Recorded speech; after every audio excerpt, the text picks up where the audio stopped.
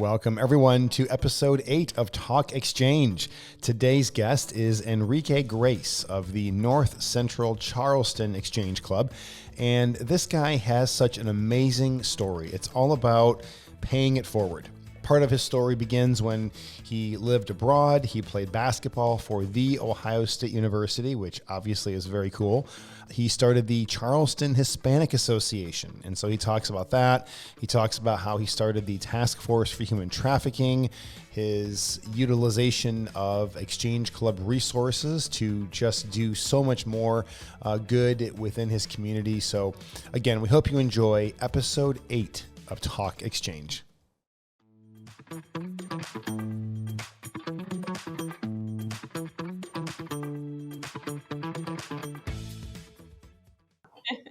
Hi, I'm Tracy Edwards. Welcome to this episode of Talk Exchange. I'm joined by Christy Linda. Hi, Christy. Hi, Tracy. I'm super excited about our guest today, Christy. And one fun fact that I want to throw out there. I just learned that you played basketball for the Ohio State University. Woo! Yeah. Did. Yes, I did. We just said always a Buckeye for life, right? That's right. Yeah, bleed scarlet and gray. Awesome. Tell us a little bit about that experience, since Ohio, the Buckeye State, is the headquarters state of the National Exchange Club headquarters. Yeah. I was offered a scholarship my senior year at Groveport Madison High School there in Columbus, Ohio, and took advantage of it and had a fun time while I was there. I bet you did. And fast forward to today, you're sitting in North Charleston, South Carolina. How did you arrive at that location? So I originally moved to Columbus, Ohio from Okinawa, Japan. My father was military. So I grew up in Seville, Spain. My mother's Spanish. That's why the name Enrique. But I always lived in very warm places. And when I got to Ohio, well, you know, right? Because it's cold. Yes. Times a year we get warm weather. Yeah. So when I had the opportunity to move south, I just jumped all over it. Mm-hmm. So We're I got excited. to Charleston. Yeah. Beautiful area down there. Absolutely. Yeah, I love it. We could talk all day about your life. What an incredible experience having a father in the military and doing that kind of traveling. I know your heart is with the Charleston Hispanic Association, and that's how you connected with Exchange. So tell us about their work and why you thought joining with Exchange would be a good fit for you. Yeah, so we started the Charleston Hispanic Association 4 years ago. Well, this will be our 4th year, actually. And we have grown to be the largest Hispanic association in Charleston, probably all of South Carolina, actually. And right now we help feed between 10,000 and 15,000 people a month. We help clothe them. We help give them the free clinics, legal, help. We do quite a bit in Charleston with the Hispanic population. And last year, the Exchange Club of Charleston asked if I would be interested in starting the Latin Exchange Club of Charleston. And of course, when you have the power of the Exchange Club behind you, who says no, right?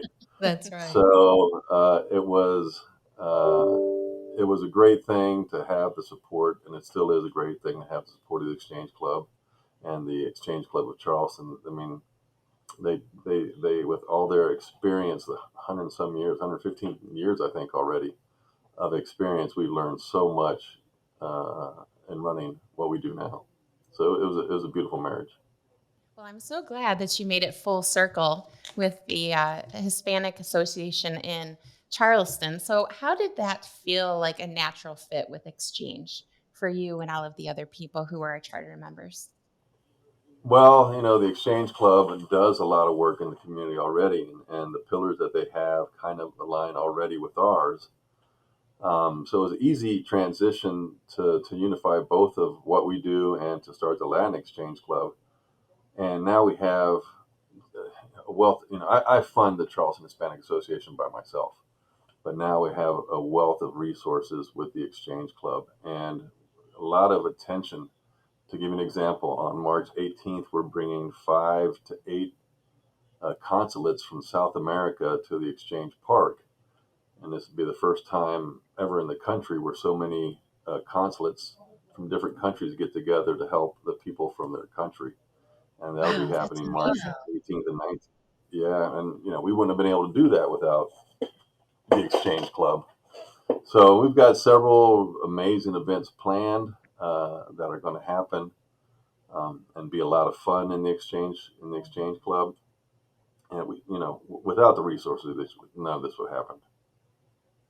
Well, and your club charter was such an exciting event in Yes. not just South Carolina, but at our national headquarters building. There was so much energy coming from your club before it even chartered. I feel like we Mhm. knew so many of your original members Mhm. by name and face and voice before your charter event. So it wasn't surprising to us that you guys hit the ground running. It certainly seems like you've been around for a lot longer than you have. Well, I mean, we do a lot of events. I mean, and I try to log all of them on the website, but we do so many, I don't even have a chance to put all of them. 20% probably don't even get added to the website. Wow. So we did hit the ground running because we've been doing it already in, Charleston for about 3 years. And it's just getting bigger now that we're part of the Exchange Club. So you're going to see a lot of nice, very powerful events, I think, in Charleston because of it. Awesome. Well, I know it had great impact that so many of you came to the national convention when we had it in Greenville, right down the road from Charleston. So great way to bring your members in, show them what Exchange is all about on a grand scale, and also let them feel the pride of how everyone welcomed them and was so excited about the new club, right? So tell us Right. about how that experience went for everybody and what you walked away with feeling. Well, because of my business, I attend a lot of these type of events, but I have to say the one at the Exchange Club just blew everybody over the top. Wow. You come out positive. You come out with so many great ideas, so many amazing connections from people in Texas. It was just a lot of fun, Mhm. and I walked away with a lot of ideas that I want to bring back to Charleston that I've never seen before and never had the opportunity to learn before.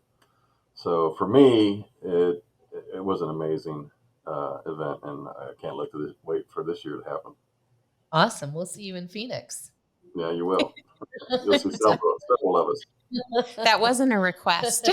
Right. We plan on having a very an amazing room there with a lot of fun. So Awesome. I can't put wait. your salsa shoes on because we'll be having some fun there. Awesome. Well, that's exciting. Hmm. So I was reading, we like to send out questions to people Mhm. um, before we sit down for the podcast, just so we can introduce you and feel like we've got a great idea on what you want to speak about. But what I'm looking at here, Enrique, all of your answers to your questions, you're really just a public servant at heart. Mhm. I get the feeling. It seems like everything you do centers around how you can make an opportunity for someone else. I think so too. And I really felt deep love for family, Mhm. deep love for people. And that resonates in everything we know that you do and hear about you. Yeah. So my father was in the military, obviously, in the 60s and 70s, and while we were in Spain, he was actually in Vietnam. So we never got to hear from Dad for long. We never knew if he was alive or not. Wow. And in Spain in the 60s, if you're a woman with kids and no husband around, you were treated pretty bad. And, you know, it took a while for the paychecks to arrive to my mom. They didn't have computers where you just Zelle somebody some money, right?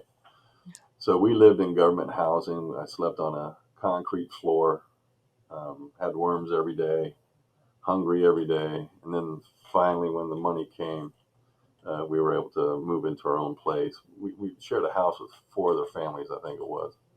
Wow. And I remember those days. And so when I see a lot of people that are, brought to Charleston or, brought up from the border, they come here, they have nothing. I remember what it was like. So, um, yeah, so we try to help those families because they really do have nothing. Those kids have nothing. And when you see them come up and maybe get a box of diapers. I mean, something so simple as diapers, and they start crying. I Mm. remember those feelings, and so that's, I think, growing up that way until Dad got back from the war, uh, that resonates with me pretty big. And you're a great So inspiration that's what I for people. do. Yeah. Well, what a my gosh, that warms my heart to hear that story. And you're such a great inspiration in the way you pay forward your experience now to people who, you know, have that need. And it's amazing too, because from what you're saying, you're getting them involved too. What we really like is when we can serve people through exchange and then get them to the point where they can pay forward that service, right? And if I'm understanding your model correctly, that's exactly how that works.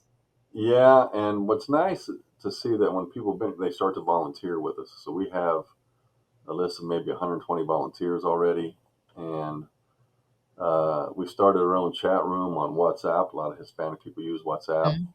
and hundreds, thousand people have already signed up for it. And so we communicate well on the events that we do, and we get volunteers and we get requests for things to do, and that's kind of fun because we don't think about everything, right? We don't know everything. We don't think about everything. So we get a lot of input from the community.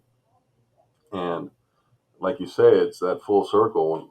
We help them for a while, and then they come back and, oh, well, you helped me, and I'd like to donate stuff for this family and this. So we get donations literally every single day from people that want to give back into the community. So that's kind Yes. of cool. Yeah. That's very cool. So speaking Hmm. of this model, I know, you shared your vision with us at convention about how you thought this model would be worthwhile, and certainly it would Mhm. nationwide, and how you saw this being able to duplicate across the country. Why don't you talk a little bit about that vision and how you see it transitioning from your community to communities nationwide? Yeah. So just speaking on the Hispanic side, the Hispanic population is the fastest growing population in the United States. It's the largest group of new small business creators in America. But at the same time, when all these people are coming over the way they are, it's the fastest growing population that lives in poverty. So I don't care in what city you're from, there's a lot of Hispanics there. Um, and by working with all the embassies, like I told you before, we see the numbers that are here. And for instance, just registered with the consulate of Mexico, there's 31 million Mexicans in the United States. That's bigger than most countries. Mhm. And you multiply that by all the other countries, there's a lot of Hispanics here. And you can see in the news, there's a lot of Hispanics coming. And just because of the way they get here and what they have, there's a lot of need there. For instance, when COVID hit, they were laying off a lot of people. A lot of Hispanics don't have any type of benefits or insurance, or they don't get the checks from the government. They're on their own.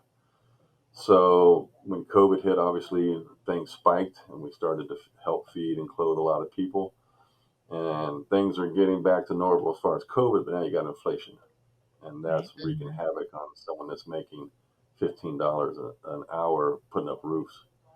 So they're back to work, but they aren't making the money they used to make, and it's worth a lot less today. And this happens in every city in America, and I can guarantee you, in every city in America, there are Hispanics. You're going to find a lot of people, and not just Hispanics. You're going to find a lot of people in Right. need um, around the country. Well, that's so true. And I'm just thinking about the number of communities where we have exchange clubs and how great it would be to get them to partner as you have in Charleston, because you've created a solution to so many things and so many gaps. We always say that there are plenty of things that government, even churches just cannot do, should not do. And, this is that place where we fill that gap, right? Yeah, to give you a good example, we work with a lot of agencies, the FBI, and I mean they're all here wanting to reach the Hispanic community, and we've talked to now the Task Force for Human Trafficking, which is a federal program, and this isn't out yet, so this is kind of boom, All Exchange right. Club news. Take it hot off the Announcement. press. They, Drum yeah, roll. hot off the press. They have asked us if we would facilitate introducing the task force for human trafficking to all the exchange clubs in the nation, as they Wow. want to spread the word of the task force. And you're talking about sex trafficking, labor trafficking, child trafficking, all these different things, and which is rampant, believe it or not. Mhm. And they asked us if we would present them to the exchange. In fact, we have a committee now with the task force, and they want to duplicate this across America using the exchange club. So how Wow. cool is that? That's That's really amazing. cool. And we're happy Yeah. to help Yeah, put that together and do whatever we need to make that happen. That's right. When the FBI knows yeah, about you, you step up. That's right. yeah, yeah. That's one of our things, right? Is prevention of child abuse. So Absolutely. I thought it was a perfect ask, and I'm going to present it to the different exchange clubs here. But yeah, I'm looking for some help from national from this. Absolutely. Yeah. Awesome.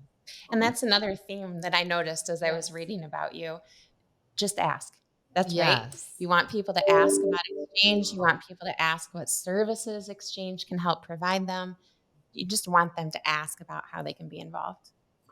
Yeah, and it's twofold. So a lot of people that we run into need help, and I don't know if it's embarrassing or they're not comfortable or they don't trust. But many times when they say they have a problem and need help, we have a solution for them. And now, Yes. the exchange has their fingers in so many different places and so many uh, pies. Yeah, just ask if you have a problem. Just ask, because I bet you the exchange can help. And that's the kind of message I've been. If there's something we need help, if I can't help you, I'll find a way. That's somebody that can. But with the Exchange Club behind us, we help a lot. We get a lot of doors now because we're Exchange Club. Believe it or Yep. not, it opens up a lot of doors, and we get a lot of help. Well, you talked about duplicating as exchange club model. I Yes. want to know how to duplicate Enrique. Yeah. Well, absolutely. Yeah. We need you all over the country. So you got to get my guy, right? That's great. Well, is there anything else you think that we didn't touch on that you'd like to share with our audience, whether they're members, potential members, people who need services? Well, if you need help, the Exchange Club, like I said, has a lot of resources. If you are an Exchange Club, um, tell your story.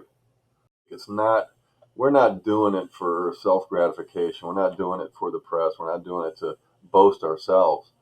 I think we're doing it to show people, look, these are the things we can do to help our community.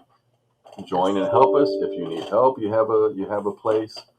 But when the Exchange Club asked me to start I never heard of the Exchange Club before. I had to go in and meet them and learn about all the amazing things they do.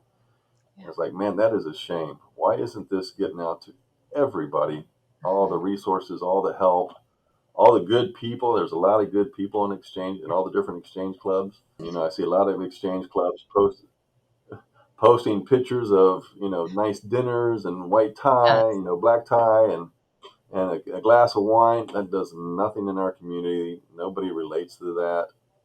We really need to, when we do something nice, just show the community that this is what we're about, and Well, you're it's right. a And great club to we talk join. about that a lot is clubs can get better at showing the value of having a club in the community, right? Your community sees the value of having your club in the community. So many times clubs don't know how to do that or feel they shouldn't do that. Or like you said, they focus on the things that look really nice rather than the service component, right? Yeah, and it's not talking about ourselves. It's not bragging. It's not doing it. We're not doing it for ourselves. If we were doing it for ourselves, we wouldn't be in the exchange club, right? Right. So, but it does show the community that the exchange club is there. It's a positive in the community. Uh, and and since we did the exchange club here in Charleston, the Latin Exchange Club, we have more volunteers. We have people wanting to be a part. Um, and when you get all these good people together, the things that come out in our meetings are amazing. I mean, who would Mhm. have thought the task force, national task force, would be wanting us to talk to everybody, and it's Yeah. it's it's amazing. Yeah, Well, that's I exciting. can't stress Thanks it for enough. It's amazing. It is amazing. And, my gosh, thank you for joining us, but thank you for sharing that amazing news. That's That's so exciting. Yes, I agree. And I cannot wait to meet you in person in Phoenix. Um, I want to hear more We'll about be your there. story, what your club is Yes. doing, and how we can help get everyone connected to your advice. And Yeah, thank you for yeah. taking an existing community organization and connecting it to exchange. And that's something that is easy to duplicate in every community across the country. Find an association that's important in the community that could use the help of the exchange club. And once you partner together, as you've highlighted, the results can be amazing. It's limitless. It really is. And I appreciate the exchange for coming out and asking us to be a part because it's been a blessing. It really has. Awesome. Well, thank you for being a valued member of Exchange, a great leader, and may you be blessed yourself for all the good you do in the community and beyond. Thank you, Enrique. Thank you. Go Thank you. Bucks. We'll see you Go guys.